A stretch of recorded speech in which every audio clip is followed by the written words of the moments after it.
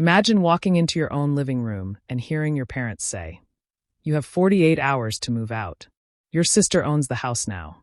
That's exactly what happened to me. I had just come home from another exhausting shift, dropped my bag by the door, and froze when I saw my parents sitting stiffly on the couch. They weren't there to chat.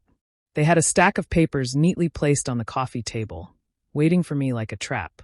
My mom, Martha, pushed the documents across with an icy expression. "It's official. The house belongs to Delaney now." My father, Gerald, didn't even look at me when he added, "You've got 48 hours to clear your things. Don't argue." My heart sank, but before I could even speak, Delaney, my younger sister, leaned back in her chair with a smirk. "I've already got contractors lined up. Thinking of knocking out that wall to make space for a bigger dining area." Her voice dripped with satisfaction. I just stood there, staring at the three of them. My own family, the people who were supposed to have my back, treating me like I was some unwanted guest. I wanted to scream, to demand an explanation, but the look in my father's eyes told me it wouldn't matter. Their decision had already been made long before I walked through that door. I looked around the room, at the family photos still hanging on the wall. Pictures of birthdays, holidays, moments that once meant something. Now it all felt like a cruel joke. They weren't just taking a house from me. They were erasing me from the very place where I grew up, where I had believed love was unconditional. My hands shook as I picked up the papers, the ink blurring through tears I refused to let fall. I wanted to ask why I wasn't enough, why Delaney always got everything handed to her. But the silence in that room was louder than any answer I could have received. In that moment, I realized the truth. To them, I was disposable. When I think back, none of what happened should have surprised me. My childhood had been a long lesson in being invisible. Delaney was the shining star in our house, the daughter who could do no wrong. Every time she hit a piano key at a recital, my parents clapped like she was playing at Carnegie Hall. I remember sitting in the audience, watching their proud faces beam at her, as if the rest of the world didn't exist. When it came to me, though, things were different. I still remember dragging my science fair project into the kitchen one year, hands covered in glue and marker ink. I had stayed up all night building it, pouring everything into making it perfect. When I won first place, I rushed home with the ribbon pinned to my shirt. Mom barely glanced up from chopping vegetables. Dad muttered something about homework. Delaney had a dance rehearsal that night, and suddenly, my little blue ribbon was forgotten under a pile of mail. It was like that every time. My accomplishments were background noise to the grand performance that was Delaney's life. Dad used to say it so often it became a family mantra. Delaney is the future of this family. I'd hear those words while I was washing dishes, while I was folding laundry, while I was standing at the bus stop with textbooks too heavy for one arm. Each time, it stung a little deeper, reminding me of my place. I wasn't the future. I wasn't even the present. I was just the spare. By high school, the difference between us was impossible to ignore. Delaney had a brand new wardrobe each year, shopping trips with Mom, and money slipped into her purse for weekends out. I got used textbooks, shoes with worn soles, and the reminder that if I wanted extras, I'd better earn them myself. And I did. I took babysitting jobs, stacked shelves at the grocery store, and later waited tables at a diner just to save for college. Looking back, those years carved something into me. While Delaney floated through life on cushions of comfort, I learned to scrape and fight for every inch. I didn't see it then, but the neglect was planting seeds. Seeds that would one day grow into a storm my family never saw coming. I sat across from them at the dining table, trying to steady my voice while the air felt heavy with finality. I asked why things had to be this way, why there wasn't room for fairness. Gerald didn't hesitate. His tone was clipped, rehearsed, like he'd been waiting to deliver the line. He reminded me I was on my own, without children, without obligations that mattered to him. According to him, stability should belong to the one with a real family, as if my existence was some temporary inconvenience. Martha leaned back in her chair, eyes sharp, lips pressed into a line that left no space for warmth. She told me I should feel fortunate for the years I'd been under their roof, that I ought to recognize their generosity instead of questioning their choices. Every word was a dismissal, shrinking me smaller, as though my gratitude should outweigh my right to a home. Delaney sat there like a queen, twirling a pen between her fingers with that smug tilt of her head I'd known all my life. She didn't even bother to hide her satisfaction. With a casual shrug, she announced plans were already in motion, that people had been contacted to start reshaping the space. The message was clear. My time there wasn't just ending. It had already been erased from their plans. I wanted to argue, to remind them that the walls held my memories too, that I had given years of my life to this family without ever asking for much. But as their words piled on top of each other, I felt the truth settle like a weight in my chest. They weren't going to listen. They had already chosen their side, and it wasn't mine. The silence that followed pressed harder than the arguments. It was the kind of silence that tells you nothing will change no matter how much you plead. In that moment, the fight drained out of me. My voice cracked as I asked what they expected me to do, but I already knew the answer. There was no room for me anymore. Their decision was final, and all I could do was accept that I had been pushed out of the only place I had ever called home. The next 2 days blurred together in a haze of cardboard and dust. I moved from room to room, folding clothes into boxes, wrapping fragile dishes in scraps of newspaper, pausing every time I pulled something from a drawer that carried a piece of my childhood. A faded birthday card, a stuffed bear with one ear missing, the ribbon from a track meet no one had bothered to attend. Each item was a reminder of years spent trying to matter. The walls seemed to echo with ghosts of laughter, voices from a time when I still believed family meant safety. As I dragged a box down the hallway, the front door swung open. Music spilled in, followed by Delaney and a group of friends. Their laughter was sharp, careless, as they carried in bottles of wine and takeout bags. I overheard her bragging about the changes she planned to make, pointing at walls I hadn't even finished packing beside.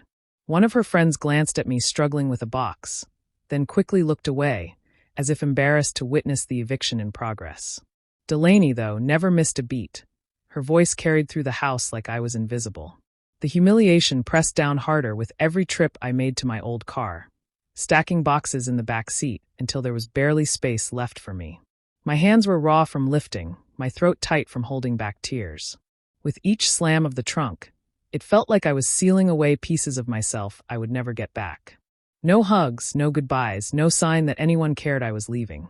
When the last box was shoved into place, I climbed into the driver's seat and stared at the house through the windshield. The curtains I had once helped Mom sew swayed in the breeze. The garden I had watered as a kid looked smaller than I remembered. And inside, my sister was celebrating while I sat outside with everything I owned crammed into a rusting car. That night, in the silence of a bare apartment I barely knew, I sat cross-legged on the floor. Surrounded by boxes that felt heavier than their contents, I whispered to myself, steady and determined. They wanted me gone? Fine. But I won't stay broken. The apartment I found was barely more than a box with peeling paint and a leaky faucet, but it was all I could afford. The floor creaked with every step, and the radiator rattled so loud at night it was impossible to forget how far I had fallen. I slept on a mattress pushed into a corner. Surrounded by unpacked boxes, I didn't have the energy to sort through. Rent swallowed nearly everything I earned, and the rest went to groceries that barely lasted a week. My days blurred into a cycle of work and exhaustion. At the front desk of a small office, I smiled at strangers, answered phones, and typed until my wrists ached. By the time I walked home in the dark, the city lights felt colder than comforting. Dinner was often instant noodles or stale bread, and the silence in that cramped space pressed in like a weight on my chest. The bitterness grew quietly, like mold creeping into corners, feeding on the emptiness of each night. Still, I kept moving forward because stopping meant falling apart. On one particularly gray morning, I ducked into a coffee shop near work, clutching a worn notebook and trying to distract myself with plans that felt too far away to reach. That's when I heard her voice. Delaney's laugh cut through the room, sharp and familiar, making my stomach twist. She sat at a table nearby, leaning in toward her friends with the same smugness she always wore. I froze when I heard the words spill from her lips.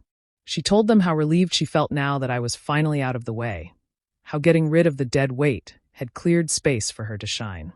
The phrase burned itself into me, each syllable heavy with contempt. She didn't know I was there. She didn't care. To her, I wasn't a sister. I was an obstacle she was glad to erase.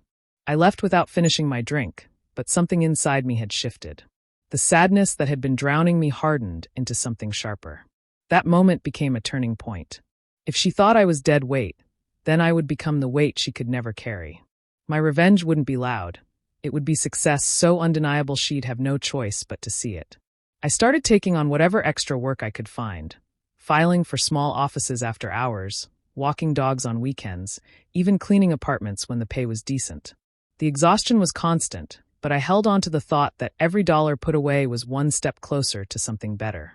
In the quiet moments, I devoured books and online courses about housing markets, mortgages, and investment strategies. The subject lit something in me I hadn't felt in years, curiosity mixed with determination. One evening, while delivering paperwork to a rental office, I met Ray Donovan. He was in his 60s, weathered but sharp-eyed, the kind of man who carried experience like armor. We got to talking after he noticed the real estate guide sticking out of my bag. Instead of brushing me off, he asked what I wanted from life. When I admitted I dreamed of owning property one day, he studied me for a moment and then invited me to sit down. That conversation stretched for hours. He told me about the mistakes he'd made starting out, about buildings that drained his savings and deals that almost broke him. But he also spoke about the freedom that came from building something with your own hands, something no one could strip away. Over the next months, he became a mentor, teaching me the kind of lessons you couldn't find in a book: how to negotiate, when to walk away, and how to see potential where others saw only ruin. One evening, after I admitted how much my family's betrayal haunted me, Ray leaned forward and said words I'll never forget. "The best revenge isn't words, Claire. It's success they can't ignore."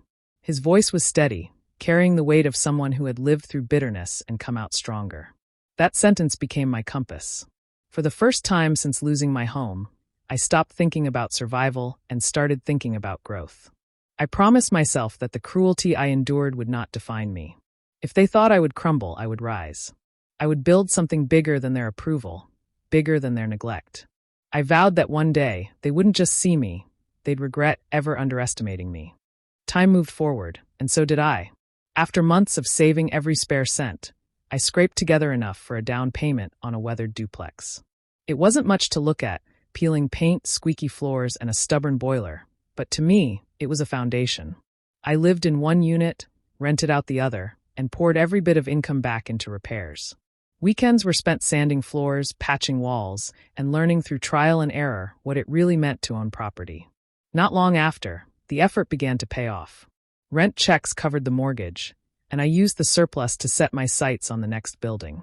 Soon another small place was mine, then another. Each acquisition felt like reclaiming a piece of the dignity I had lost. Instead of wasting on luxuries, I reinvested constantly, every dollar working to bring me closer to independence. Sleep was scarce, but watching those properties grow in value was better than rest. By the time I reached 32, the portfolio I had built was far beyond what I once thought possible.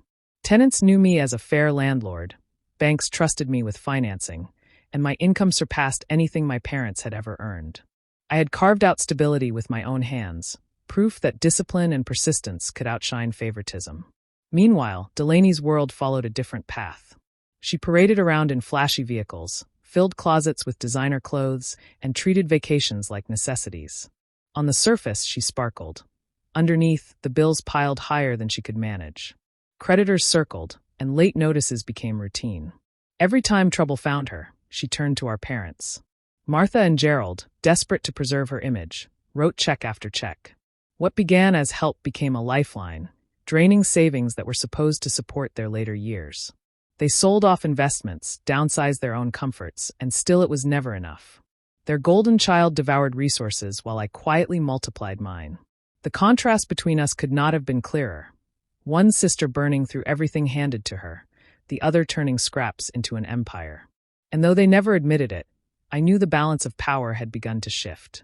Delaney's perfect picture began to unravel faster than anyone expected. Her husband, tired of the endless spending and constant arguments over money, packed his things and walked out.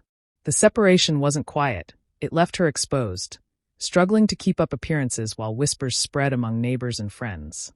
Without his income, the lifestyle she flaunted collapsed almost overnight. Soon after, the letters started piling up. Unpaid balances turned into threats, and collectors began calling day and night. The designer handbags and luxury car no longer mattered when the bills outnumbered the paychecks. She tried selling a few things, but quick cash couldn't erase years of excess. For the first time, Delaney tasted the kind of uncertainty I had lived with for years. Martha and Gerald reacted as they always had, rushing to protect her. They drained what little was left of their accounts, telling anyone who would listen that Delaney just needed a fresh start. I watched from a distance, knowing every dollar handed over only delayed the inevitable. Their desperation was almost painful to see, but I couldn't forget how easily they had turned their backs on me. Eventually, there was nothing left for them to give. Retirement savings were gone, debts were piling higher, and still Delaney kept sinking. With no safety net left, she finally did something I never imagined. She came to me. One evening, a knock echoed through my hallway. When I opened the door, there she stood, no makeup, hair unkempt, clothes rumpled in a way I had never seen before. Her voice was smaller than I remembered, almost pleading as she explained how bad things had gotten. She admitted the collectors were closing in, that she couldn't manage on her own anymore. And then came the words that tasted bitter even as she spoke them. She needed my help. For a moment, I simply looked at her, taking in the sight of the sister who once smirked as she claimed my home. Pride swallowed, ego cracked. Delaney was standing in front of me, asking for the very support I had begged for years ago. It was a moment I had pictured countless times, though never quite like this. She stood in my doorway, tears brimming as she tried to gather sympathy. Her voice cracked when she said the word family, as if it alone should erase years of cruelty. I stayed silent, letting her stumble through her explanation, her hands twisting together, her tone shifting from pleading to desperate. Finally, she said it outright. "We're family, Claire. You have to help me." The irony hit me harder than her words. I looked her in the eyes and asked softly, "Family? You mean the one that pushed me out in 48 hours without a second thought?" The color drained from her face, but I felt no guilt. For once, I wasn't the one shrinking under their judgment. Not long after, the phone calls began. Martha and Gerald tried to sound reasonable, but their voices carried an edge of demand more than request. They spoke about compassion, about loyalty, about how I should step in now that I was doing well. It was the same script they had always used, twisted to suit Delaney's needs yet again. I listened, but I didn't bend. My memory of those nights alone, packing boxes under their watchful silence, kept me steady. I made it clear, I wasn't their safety net. I reminded them that when I needed love, they offered nothing but cold orders. My refusal wasn't loud, but it was firm. For the first time, they heard me stand my ground without wavering. Meanwhile, I kept my own plans quiet. News traveled fast that the vacation home, the very one Delaney used to flaunt on social media, boasting about weekends by the lake, was going into foreclosure. Instead of celebrating her downfall, I saw an opportunity. I signed the papers discreetly, and the property was mine before she even realized it was on the market. Owning that house wasn't about revenge in the loud, dramatic sense. It was about reclaiming power in silence. The same walls she had paraded through now belonged to me, not because it was handed over, but because I earned it. And while my parents begged me to show mercy, I simply moved forward, letting my actions speak louder than their guilt-laced words. Time has a way of proving what words never could. Years slipped by, and with each one, the life I built grew stronger. The weight of bills and fear was replaced with freedom. My properties expanded into a network, each purchase adding another layer of security. Tenants respected me, colleagues admired me, and in my community, I was no longer overlooked but recognized as someone who had built something lasting. The independence I once only dreamed of had become my reality.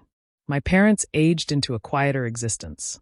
Their voices, once so firm, carried hesitation whenever they reached out. Conversations were lined with regret, though never paired with an apology. They spoke of struggling to make ends meet, their pride chipped away by years of sacrifice poured into Delaney's failures. Every call was a reminder that their golden child had drained them dry, while the daughter they cast aside had found strength in solitude.